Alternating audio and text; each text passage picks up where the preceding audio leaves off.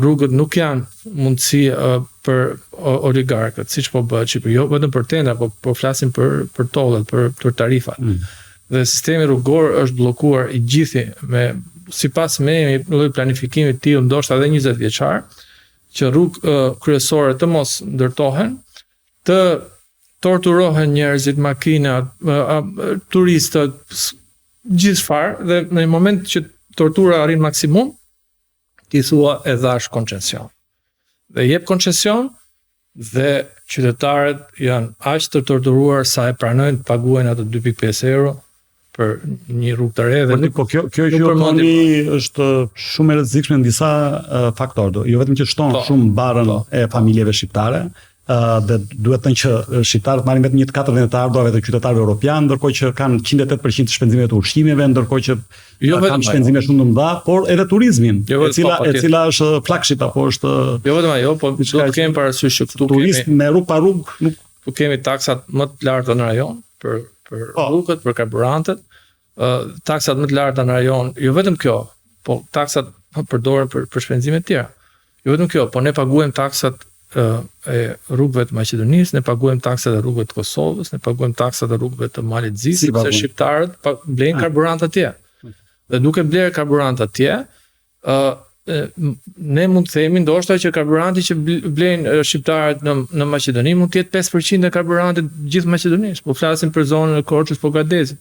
Po pse shqiptarët paguajnë më shumë për karburant se sa Maqedonia që nuk ka det apo Shkodra që blejnë në Kuksin në Kosovë dhe Shkodra unë kam qenë në Kosovë dhe atje në pikat e kalimit afër kufirit janë me bidona. Pse do ta blej shqiptari i Shqipërisë që ka akses të ndet, naftën nga Maqedonia e Veriut apo Kosova që nuk kanë akses të ndet. Se kjo është sepse edhe kjo është zgjedhur si një mënyrë për t'i dhënë para oligarkisë. Dhe është fakt e vështirë tani dhe është diçka që nuk mund ta them me shifra apo me vlerësime, po edhe një pjesë e mirë naftës që shitet në Shqipëri shitet pa paguar tatimet. Edhe është një fitim i pastër i atyre. Kjo do ta ulte çmimin e naftës, jo ta rriste. Pse po shqiptarët më shumë? Ai është çmim standard dhe në këtë rast i bie që nëse çmimi është 190 lekë, si me taksa, si pa taksa, ai do shitet në 190 lekë. Ama kur ti e shet 190 lekë dhe jep shtetit 100 lekë për 1 litër, kur nuk e ke në sistem. Pra është bara tatimore ju thoni, ka akcizat e cila e rëndon. 100 ose 110 lekë. Jo, nuk është ajo, po them. Një shifër në raport me rajonin, pse kemi naftë më të shtrenjtë. Kjo është taksat, vetëm taksat. Pra ti vendos që ta bësh lëmsh gjithë sistemin e karburantit të Shqipërisë. Sepse edhe më pak shitet këtu, po edhe ajo që shitet nuk është e taksuar në mënyrë të plotë, sepse ka një pjesë që shitet në mënyrë edhe informale, pa kaluar për cilësia e naftës, pastaj gjithë elementet tjerë që te ne prapë nuk funksionojnë. Nëse te ne vetëm 10% e naftës mund shitet pa taksa, ajo është një shifër që ndoshta shkon 50 deri në 100 milion euro fitim për kompanitë që shesin. Pra naftë e papërpunuar mirë, e përzier ose me tjerë. Zoti Rrugëllaku kemi paradoks tjetër. Pra me bordin e transparencës, qeveria pakën deklaroi publikisht që u mundua të mbante në kontroll çmimet një lloj si në kohën e pandemisë.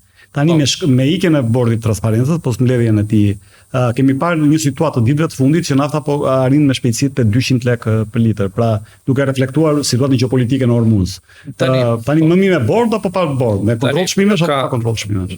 Në rast të tilla nuk ka, domethënë politika e vetme tatimore është që ti duhet të mbash taksat njësoj me fqinjet.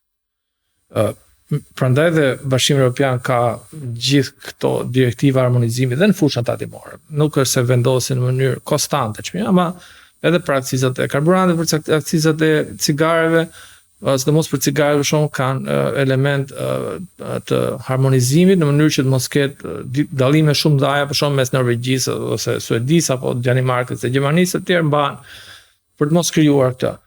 Por ne nuk na detyron njëri për ta bërë këtë, po kjo duhet bërë për eliminuar gjithë këtë lloj